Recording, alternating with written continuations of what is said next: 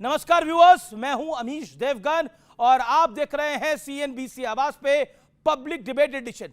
और सीएनबीसी आवाज के आज के पब्लिक डिबेट में हम सीधे तौर पर बात करेंगे क्या पॉलिटिक्स में पोलराइजेशन अब आम बात हो गई है। कोई खास बात नहीं है, यह आम बात है। क्यों आम बात हो गई है? We'll debate on that on CNBC Awaaz. Alamgir Rahul जेब के लिए अर्ज है, जहां पनाह बनने का ख्वाब पाले, अरमान पाले, मुस्लिम तफक्कुद की राह पर है शहजादा। तफक्कुद मतलब तुष्टिकरण। कुर्सी की आसनाई में अंधे हुए हैं इस कदर कि दिन रात मुस्लिम इश्क में गिरफ्तार है शहजादा।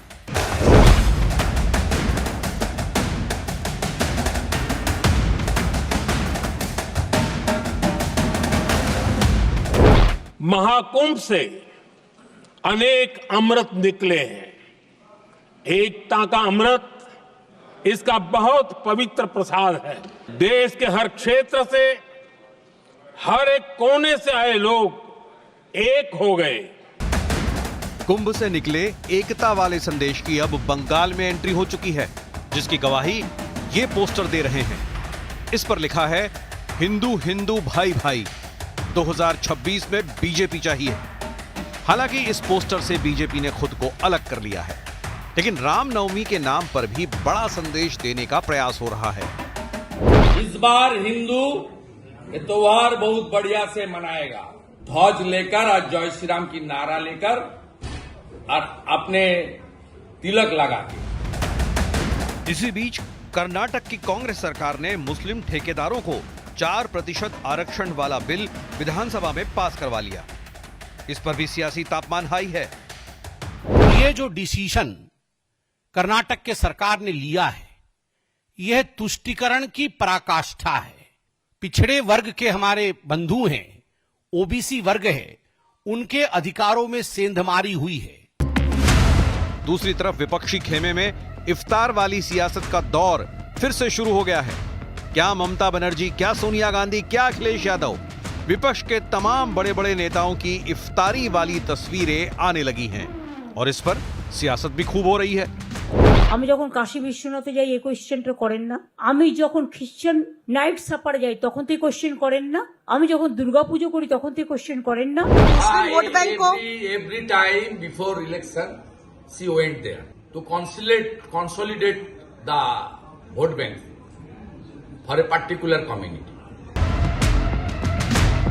उधर संभल से लेकर नागपुर तक एक बड़ा पैटर्न दिख रहा है, जहां मुगलों और आक्रांताओं के महिमा मंडन पर सियासी संग्राम छिड़ा है।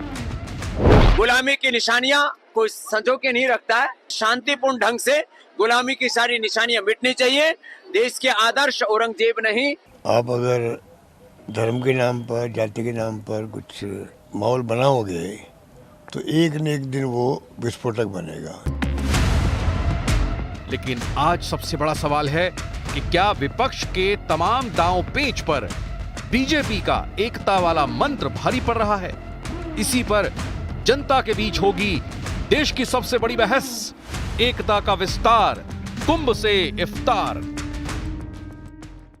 तो स्वागत है आपका आज के इस बड़े ब्रॉडकास्ट के अंदर। जोरदार तालियों के साथ अभिनंदन करिए आज के हमारे युवा मित्रों का। लेकिन कौन कौन मेहमान है? गौरव भाटिया, भारतीय जनता पार्टी के राष्ट्रीय प्रवक्ता और सुप्रीम कोर्ट के सीनियर एडवोकेट, जोरदार तालियों के साथ अभिनंदन है। मौलाना अंसार रजा, जोरदार तालियों के साथ अभिनंदन है। स्वामी दीपांकर, आपका अभिनंदन है इस चर्चा के अंदर। डॉक्टर अनुराग भदौरिया, आपका अभिनंदन है, सपा के प्रवक्ता है। विवेक श्रीवास्तव, सीनियर लीडर नेफ्ट के, उनका अभिनंदन है। फैज खान साहब, आपका अभिनंदन है। तमाम मेहमानों का अभिनंदन है इस चर्चा के अंदर। लेकिन बहस का एजेंडा क्या है, आइए बता देते हैं आपको। कुंभ से बंगाल तक बीजेपी का एकता मंत्र हिट है, बड़ा पॉइंट। संभल से नागपुर तक कौन सा नैरेटिव बनाने की कोशिश है?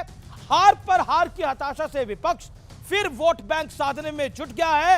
और कर्नाटक में मुस्लिम ठेकेदारों को 4% आरक्षण क्या तुष्टीकरण की प्रकाष्ठा है, इकोनॉमिक जिहाद है जो बीजेपी कह रही है। और मुगलों का महिमा मंडन सोचा समझा पैटर्न है। तो ये आज के बहस के एजेंडे हैं।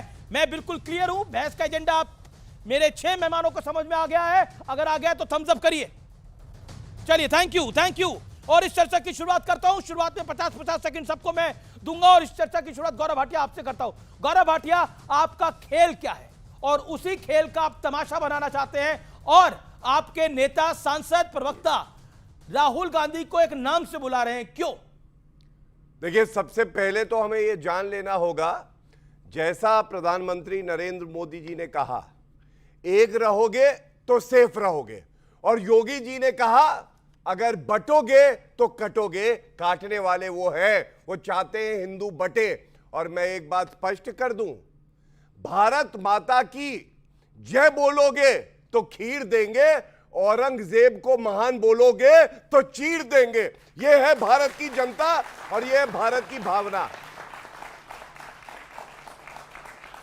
जी, दूसरी बड़ी बात, जी, राहुल गांधी 52-53 साल के अपरिपक्व पार्ट टाइम पॉलिटिशियन, जिनका उपनाम अगर हटा दो तो कोई उनको चपरासी की नौकरी ना दे, ये बात जान लो।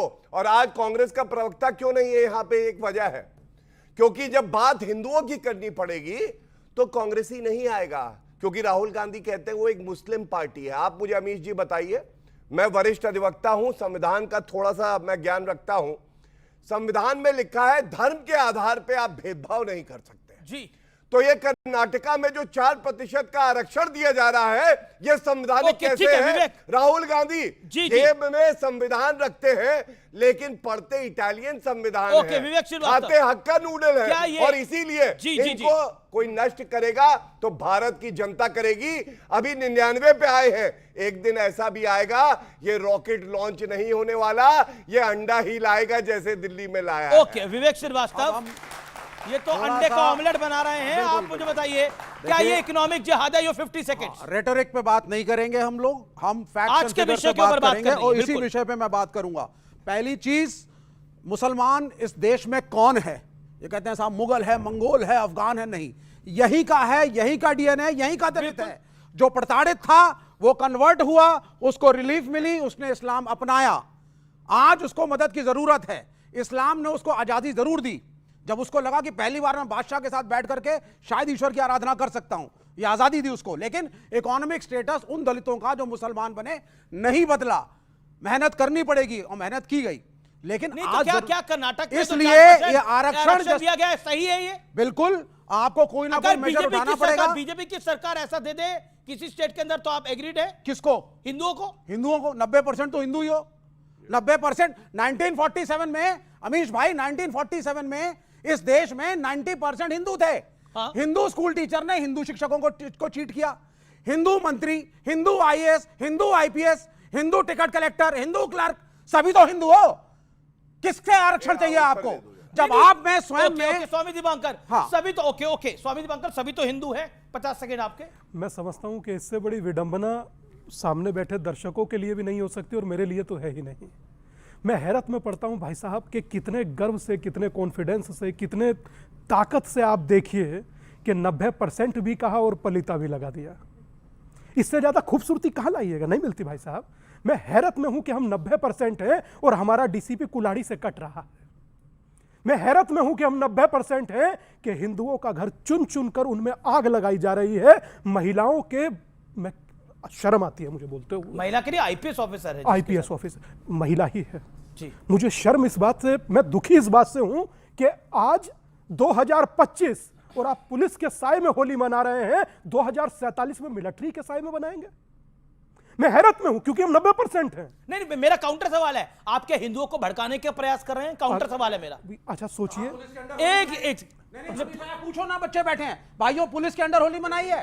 पुलिस खड़ी थी तब मना पाए होली? पर वैसे होली मनाई है, अच्छी बात है। सच है, बोलो। नहीं विवेक, एक सेकंड ना, पुलिस नहीं, अभी पुलिस का साया कहां था होली मनाने के लिए? संबल में था, पहला संबल, इनकी बात नहीं। दूसरा झारखंड, और 3-4 नाम ले।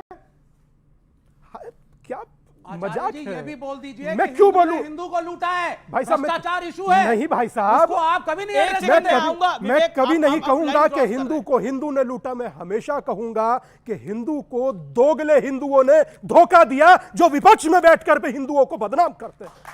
मैं कभी नहीं कहूंगा, मैं कभी नहीं कहूंगा आप अनीश। कह रहे हैं जयचंद उस दौर में भी थे, जयचंद इस दौर में भी है। तो भाई साहब ज्यादा बुरा जाने के पीछे नहीं, अंबिक और पोरस में बटे तो कटे। आज भी आप देखिए कि इस देश में गुरु तेग बहादुर के साथ अत्याचार करने वाले का महिमा मंडन करने वाले आपके सामने खड़े हैं। आज भी मुझे कहने की जरूरत नहीं है कि जिसने संभाजी महाराज का जीभ काट लिया, अंग अंग काटा, उसके साथ में खड़े होने वाले अभी आपकी डिबेट में आपके सामने होंगे, जनता देखेगी। अभी भी मुझे कहने की जरूरत नहीं है। एक सेकंड ये बिल्कुल आप गलत करते हैं ना। ओके, मतलब ओके। कोई, मैं समझ रहा हूं कि 46 लाख हिंदुओं को मारकर गाजी की उपाधि लेने वाला व्यक्ति कैसे आलमगीर हो सकता है? How can be possible? और आज भी एक बहुत बड़ा वर्ग यह खड़ा होकर के चिढ़ा रहा है कि हमारे लिए औरंगजेब आलमगीर है। अगर ऐसा आलमगीर है तो फिर प्यार क्या होगा?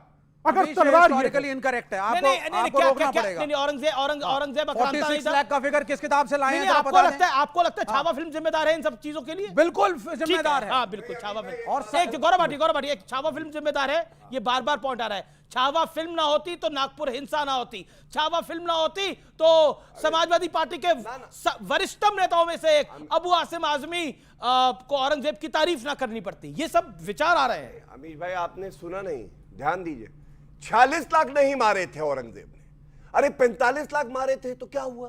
46 लाख नहीं मारे थे।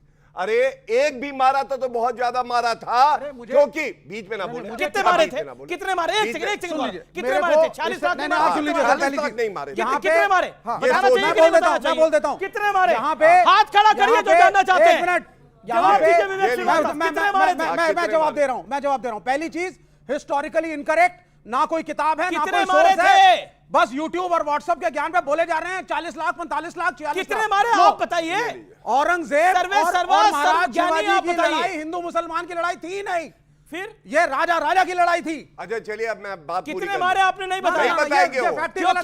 क्योंकि अगर नंबर बताएंगे तो शर्मिंदा होना पड़ेगा।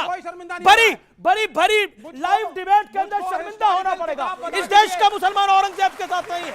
आई want to make it on record, इस देश का मुसलमान औरंगजेब के साथ नहीं है। ओके, गौरव भाटिया बात पूरी होने दीजिए। देखिए, यही शर्मिंदा होने के लिए बताना जरूरी था कि 46 लाख नहीं मारे गए। मैं कहता हूं अगर 10 भी धर्म के आधार पे मारे गए तो बहुत ज्यादा थे, क्योंकि हिंदू सबसे ज्यादा सहिष्णु है और छाती ठोक के कहता हूं गर्व है इस बात पे कि हमने कभी किसी को मारा नहीं है।